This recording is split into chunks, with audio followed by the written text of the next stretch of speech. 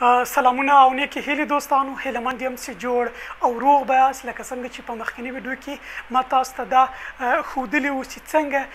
د برېښنایي جریان په مرسته باندې په مستقیم وایر کې مقناطیسي ساحه رامنځته کېږي. د هغې ساحې د ښودلو دپاره ما تاسو ته یو تجربه هم ښودلې وه. همدارنګه مو د هغې ساحې د جهت د پیدا کولو دپاره مې د ښي لاس د لوی ګوتې قانون هم تشریح کړی و. نو په دې ویډیو کې غواړم تاسو ته د برېښنایي جریان په مرسته باندې په یو لوپ لرونکي یا یو کوایل لرونکي وایر کې د مقناطیسي ساحې د رامنځته کول تاسو ته وښیم چې څه ډول مقناطیسي ساحه رامنځته کېږي په یو سمپیچي یا کوایل لرونکي وایر کې، او همدارنګه د دغې ساحې جهت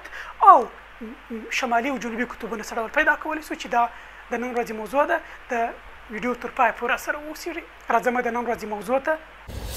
لکه څنګه چې تاسو ته په مخکیني ویډیو کې ما تاسو ته په یو مستقیم وایر کې تاسو ته ښودلي وو چې څنګه یو مقناطیسي ساحه رامنځته کېږي. لکه څنګه چې په دغه تصویر کې تاسو وینئ، موږ د یو مستقیم وایر له یو بیټرۍ سره وصل کړ. وروسته مو دغه مستقیم وایر د کاربورډ د تختې په منځنۍ برخه کې ځای پر ځای کړ. وروسته پر دې تخته باندې د اوسپنې میده ټوټې واچولې. کله چې موږ دغه وایر ته برق ورکړ یا د برق جریان مو ورکړ، نو دغه وایر پر شاوخوا باندې په دې شکل باندې مقناطیسي ساحه رامنځته شوه. نو په دې ویډیو کې غواړم تاسو ته دغسې یو دایروي وایر چې په دې شکل سره موږ تاسو یو وایر دغسې کات کو یا دغسې وپیچو، یو وایر چې موږ تاسو ورته کوایل یا سمپیچ هم وایو، چې دغه یوه دوره ده نه، موږ یو وایر په دې شکل سره دغسې یو دایروي شکل باندې وپیچئ. دا مو وروسته په دغسې د کاربورډ په یو تخته کې ځای پر ځای کړئ، او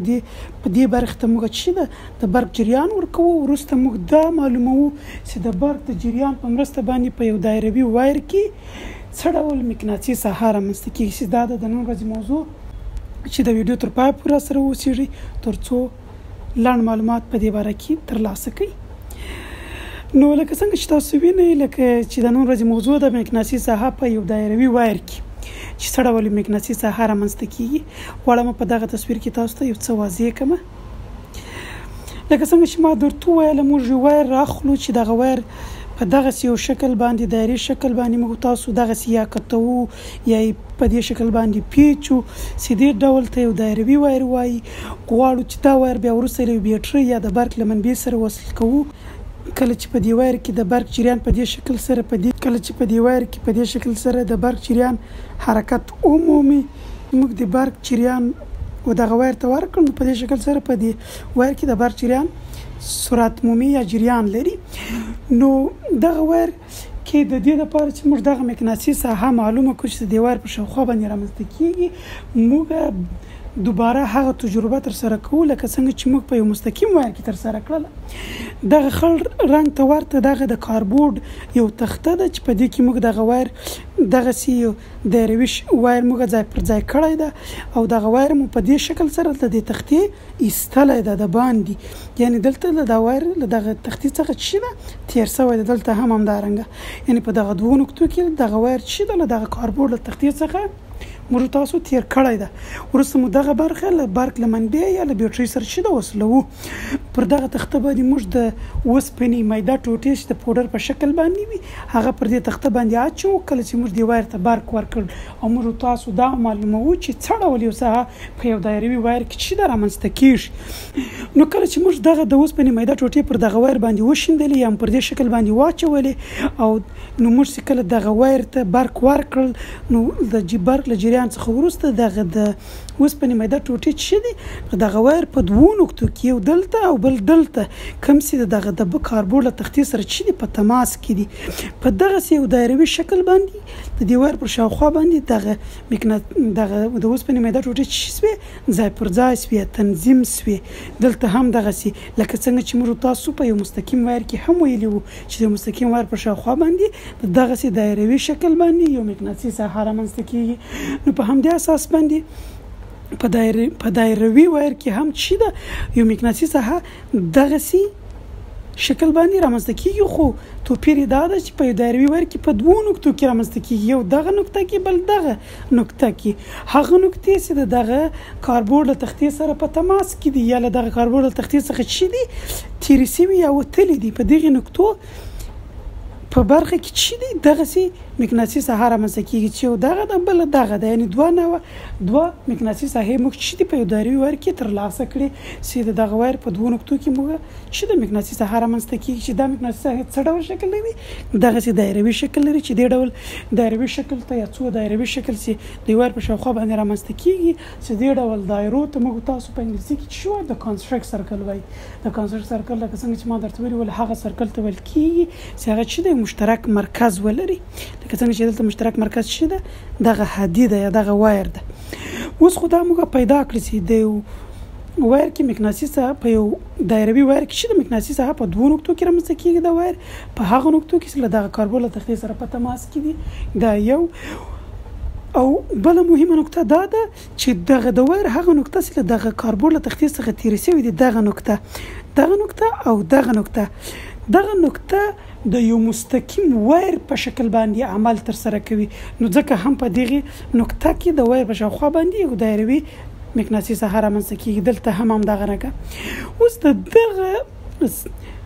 ساحې د جهت د پیدا کولو دپاره چې موږ غواړو چې څه ډول کولی شو یو مقناطیسي ساحه چې د وایر په شاوخوا باندې رامنځته کېږي د هغې جهت پیدا کړو او همدارنګه د هغې شمالي او جنوبي قطب پیدا کړو. لکه څنګه چې موږ وایو کله چې موږ د برېښنا جریان یو وایر یا هدي ته ورکړو د دغه برېښنا د جریان په مرسته باندې د وایر په شاوخوا باندې مقناطیسي ساحه رامنځته کېږي. نو له دې څخه موږ دا ویلی شو چې دغه برېښنا او مقناطیس یو له بل سره اړیکې لري یا ارتباط لري، دا یو له بل سره چې دي اړیکې لري. نو مقناطیس هم په خپله شاوخوا باندې مقناطیسي ساحې خطونه رامنځته کوي، همدارنګه یو برېښنا جریان هم د یو وایر په شاوخوا باندې مقناطیسي ساحه رامنځته کوي. نو په همدې اساس باندې موږ ویلی شو چې مقناطیس چې دوه قطوبه لري، شمال او جنوب قطب، همدارنګه د وایر په شاوخوا چې کومه مقناطیسي ساحه رامنځته کېږي لکه څنګه چې دا تاسو وینئ دا هم دوه قطوبه لري چې یو شمالي قطب او بل جنوبي قطب ده. نو د دغه قطبونو د پیدا کولو او د دې ساحې د جهت د پیدا کولو لپاره موږ تاسو چې لرو یو قانون لرو د ښي لاس د لوی ګوتې قانون. اوس راځم غواړم تاسو ته دا وښیم چې څنګه کولی شو چې په یو لوپ لرونکي دایروي وایر کې کله چې موږ د برق جریان ورکړ وروسته د برق جریان څخه وروسته چې د وایر په شاوخوا باندې مقناطیسي ساحه په دوو نقطو کې رامنځته شوه. غواړم چې د دغه دوو نقطو مقناطیسي ساحه چې په کې رامنځته کېږي په دې کې تاسو ته د مقناطیسي ساحې جهت او همدارنګه د مقناطیسي ساحې شمالي او جنوبي قطبونه وښیم. د دغه ساحې د شمالي او جنوبي قطبونو د معلومولو او د ساحې د جهت د معلومولو لپاره موږ تاسو له چی څخه ګټه اخلو؟ د دغه ښي لاس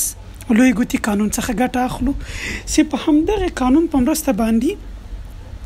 لکه څنګه چې تاسو وینئ چې په دې وایر کې دا وایر چې موږ د بیټرۍ سره وصل کړی دی چې دا مثبت دا منفي ټرمینل ده چې وایر کې برق له دې طرف څخه په دې شکل سره جریان لري و داسې بیټرۍ ته بیرته راځي. نو په دغه برخه کې برق د برق جریان له پورته څخه کښته چې د جریان لري په دې شکل سره. نو موږ خپل لاس په داسې یو شکل سره د دې وایر پر شاوخوا باندې ځای پر ځای کوو چې دغه لویه ګوته موږ ته چې ده د برق د جریان شدت جهت راښیي او دغه څلور ګوتې موږ تاسو ته د مقناطیسي ساحې جهت راښیي. نو په دې حساب سره مقناطیسي ساحه په دې شکل سره ده او د برق جریان په دې شکل سره ده. نو موږ له دې څخه دا ویلی شو چې له دې طرف څخه مقناطیسي ساحه راوځي او دلته چې ده د دغه لوپ یا دغه وایر یا دایروي وایر داخلي برخه ته چې ده داخلیږي چې دې برخه ته چې وایي دې برخې ته ساوت پول وایي. لکه څنګه چې موږ ویلي وو چې په یو مقناطیس کې له شمالي قطب څخه مقناطیسي ساحې خطونه راوځي او جنوبي قطب ته داخلیږي. نو دا جنوبي قطب سو او دغه شمالي قطب چې موږ په ان سره ښیو دا شمالي قطب او دا جنوبي قطب سو، یعنی مقناطیسي ساحه په دې شکل سره د دې وایر په شاوخوا په دې نقطه کې چې رامنځته کېږي. اوس غواړم چې په دغه نقطه کې هم د همدغه قانون په مرسته باندې تاسو ته مقناطیسي ساحې جهت او شمالي او جنوبي قطب وښیم. لکه څنګه چې تاسو وینئ موږ همدغه لاس په همدې شکل سره د دې وایر په شاوخوا باندې په دې شکل باندې ځای پر ځای کوو چې موږ ته دغه لویه ګوته د ښي لاس لویه ګوته موږ چې د برق د شدت جهت راښیي په یو وایر کې. لکه څنګه چې په دې وایر کې په دې شکل سره له کښته څخه پورته د برق شدت جریان لري، لکه څنګه چې په دې طرف کې له پورته څخه کښته وو، دلته له کښته څخه پورته جریان لري. نو موږ خپل لاس په دې شکل سره ځای پر ځای کوو چې لویه ګوته چې ده پورته او دغه څلور ګوتې دیوار په شاوخوا باندې په دې شکل سره چې را جمع کوو. دا څلور ګوتې موږ تاسو ته د دغه مقناطیسي ساحې جهت او دغه لویه ګوته موږ تاسو ته د برق د جریان شدت په یو حدي کې راښیي. نو په دې حساب سره موږ تاسو ویلی سو چې مقناطیسي ساحه په دې شکل سره دیوار په شاوخوا باندې په دې نقطه کې رامنځته کیږي چې دغه نقطه چې مقناطیسي ساحه له دغسې راوځي او دلته داخلیږي، دغسې راوځي، دغه موږ تاسو په چی سره ښیو؟ په ان سره ښیو. دا موږ تاسو په ان سره ښیو او دغه نقطه موږ تاسو په چی سره ښیو؟ په اس سره ښیو، یعنی جنوبي قطب. نو له دې څخه موږ ویلی سو چې د دغه دایروي وایر داخلي برخه چی ده؟ جنوبي قطب او دغه شمالي قطب دي. همدارنګه که چیرې موږ د برق جریان چینج کو نو بیا چی ده؟ دغه منځنۍ برخه یا داخلي برخه بیا شمالي قطب رامنځته کیږي او دغه باندنۍ برخه چی ده؟ جنوبي قطب رامنځته کیږي. یعنی د مقناطیسي ساحې جهت چې ده د برق له جریان له جهت سره مستقیمې اړیکې لري، لکه څنګه چې موږ ویلي وو. نو په دې شکل سره موږ تاسو په یو وایر کې د مقناطیسي ساحې جهت او شمالي او جنوبي قطبونه پیدا کولی سو چې دا لنډ معلومات په یو دایروي وایر کې د برېښنایي جریان په واسطه باندې چې کومې مقناطیسي ساحه رامنځته کیږي د هغې جهت او همدارنګه د هغې ساحې شمالي او جنوبي قطبونه چې موږ تاسو ته وښودل چې خدای دې وکړي تاسو یو څه ورڅخه زده کړي وي. نو په دې حساب سره موږ تاسو چې شی وښودل په دغه مقناطیسي ساحې جهت مو هم معلوم کړي، د ښي لاس او لویې ګوتې قانون په مرسته. همدارنګه موږ تاسو د دغه ساحې شمالي او جنوبي قطب هم موږ تاسو معلوم کړي چې تاسو هم کولی شئ د دغه ښي لاس لویې ګوتې قانون په مرسته باندې تاسو چې دی دا جهت پیدا کولی شئ یا معلومولی شئ. لکه څنګه چې ما درته وویله دغه ښی لاس چې ده دغه موږ تاسو ته دغه څلور ګوتې موږ تاسو ته د مقناطیسي ساحې جهت راښیي او دغه لویه ګوته موږ تاسو ته چې ده د برېښنا د جریان شدت جهت موږ تاسو ته راښیي چې موږ تاسو په دې شکل سره د دیوار په شاوخوا باندې ځای پر ځای کوو. وروسته موږ تاسو ته جهت د مقناطیسي ساحې هم لاسته راوړلی سو او شمالي او جنوبي قطبونه هم موږ تاسو چې لاسته راوړلی سو. اوس راځم تاسو ته یو څو نورې مهمې نکتې تاسو ته غواړم چې وښیم. لکه څنګه چې موږ تاسو ویلي وو چې بي چې ده بي د مقناطیسي ساحې د مقدار د اندازه کولو سمبول ده او آی چې ده دا د کرنټ یا د برق شدت د اندازه کولو واحد چې د سمبول ده. نو دغه بي چې ده دا معکوسې متناسبې اړیکې لري یا دا مستقیما اړیکې لري له آی سره. څومره چې آی یا د برق شدت په یو مستقیم وایر کې یا په دایروي وایر کې څومره د برق شدت زیاتیږي هغومره قوي ساحه رامنځته کیږي دغسې د وایر په شاوخوا باندې. مثلا دا یو دایره ده څومره چې د دغه وایر یعنی څومره چې په دغه وایر کې د برق مقدار زیاتیږي په هماغه اندازه باندې د دغه وایر په شاوخوا باندې مقناطیسي ساحه چې ده دغومره زیات رامنځته کیږي. دا یوه رابطه ده. بله رابطه دا ده چې دغه مقناطیسي ساحې مقدار چې ده دا مستقیمې اړیکې لري له چی سره د دغه د سمپیچو د دورو سره. یعنی موږ تاسو څو دورې پیچلي دي، یعنی څو دغه وایر موږ مثلا په دې شکل سره موږ تاسو پیچونه په دې شکل سره موږ سمپیچ یعنی څو دورې موږ تاسو پیچلي دي چې دغه ان چې ده یعنی موږ تاسو ته دغه سمپیچو د دورو شمیر راښیي. نو دغه بي مقدار د مقناطیسي ساحې دغه مقدار چې دا مستقیما ارتباط یا اړیکې لري له دغه ان له شمیر سره، یعنی دغه دورو له شمیر سره. څومره چې زیاتې دورې وي هغومره زیاته مقناطیسي ساحه په سمپیچو کې رامنځته کیږي. درېیمه رابطه دا ده چې دغه د بي دغه د مقناطیسي ساحې مقدار دا بیا معکوسې متناسبې یا مستقیمې اړیکې لري له آی تقسیم پر آر سره. آر لکه څنګه چې ما درته ویلي وو آر چې ده آر د یو دایرې ریډیس ده چې د مستقیم وایر یا د وایر او دایرې ترمنځ دغه فاصله موږ تاسو ته راښیي په دې شکل سره چې دغه ته موږ په آر سره ښیو. آی خو تاسو پوهېږئ چې هغه د کرنټ د اندازه کولو د واحد سمبول ده، یعنی یا د برق د شدت موږ په آی سره ښیو. موږ له دغه درو رابطو څخه موږ دا رابطه بالاخره لاسته راوړو چې بي مستقیمې اړیکې لري له ان ضرب آی تقسیم پر آر سره چې ما وروسته درته وویل چیرې چې ان مساوي دی له ان شمیر نمبر اف ټرنز ورته وایي، یعنی شمیر دغه دورو شمیر موږ تاسو ته راښیي. یعنی دغه سمپیچو د دورو شمیر یعنی څو دورې موږ پیچلي دي، څو وارې موږ دغه د یو مقناطیس یا د یو بلې جسم په شاوخوا باندې دغه سیم یا دغه وایر پیچلی ده چې یوه دوره 2 دورې 3 دورې همدغه شمېر چې د په n سره موږ ښایي بي چې د مقناطیسي ساحې د مقدار واحد د سمبول ده او چې د کرنټ د برق د شدت سمبول ده او آر چې د چې د دایرې شعاع یا ریډیس موږ تاسو چې د ورباندې ښایي دا ولن معلومات په یو دایروي وایر کې د برق د جریان د شدت په واسطه باندې چې کومه مقناطیسي ساحه رامنځته کېږي چې تاسو ته موږ وښودله چې څه ډول ساحه رامنځته کېږي په داسې دایري شکل باندې دغه دایروي وایر په 2 برخو کې رامنځته کېږي د دې دپاره موږ دا تجربه ترسره کړه چې موږ دغه د کاربورډ تخته مو راواخیستله دغه دایروي وایر موږ دغسې تیر کړ وروسته مو په کښتنۍ برخه کې مو له بیټرۍ یا د برق له منبع سره وصل کړل کله چې موږ د برق دغه وایر ته ورکړل وروسته موږ دغه د اوسپنې میده ټوټې راواخیستلې د دغه کاربورډ د تختې پر مخ باندې مو داسې وشیندلې چې دغه د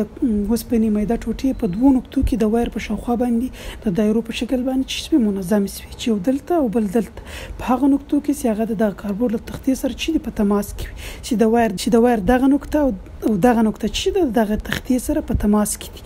چې په تماس کې دي دلته شاوخوا چې د مقناطیسي ساحه د دایرو په شکل باندې رامنځته شوه داسې دایرې موږ ته لاسته راکړي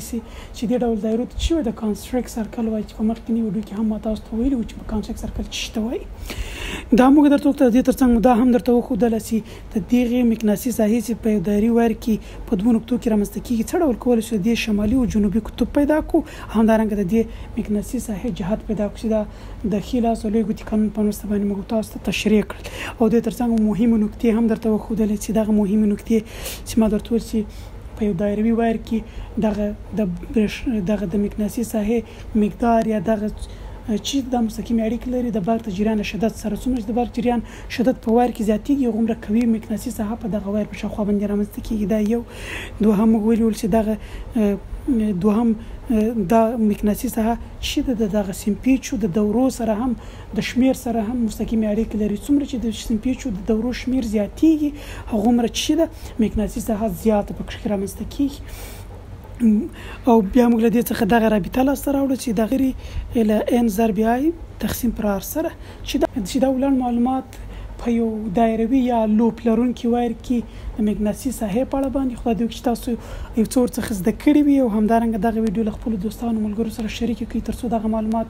زیاتو خلکو ته ورسیږي او همدارنګه تاسو خپل نظرونه او سوالونه او پوښتنې زموږ سره په کمنټ کې شریک کړئ او دغه ډول بڼه د تدریس تاسو لپاره څومره مفیده ده یا دا ښه ده او که هغه چې موږ په یو وایټ یا سپینه تخته باندې تاسو ته تشریح کوو چې کوم نوی ستاسو لپاره ښه دغه ډول تدریس بڼه ښه ده او که هغه په دې اړه باندې هم موږ سره خپل نظرونه شریک کړئ او د دې ترڅنګ دغه ویډیو له خپلو دوستانو ملګرو سره شریک کړئ تر څو دغه معلومات زیاتو خلکو ته ورسیږي همدارنګه زموږ د یوټیوب چینل در سره سبسکرایب کړئ تر څو دې ته ورته نورې ویډیوګانې ترلاسه کړئ ډېر مننه دوستانو ښه وخت ولرئ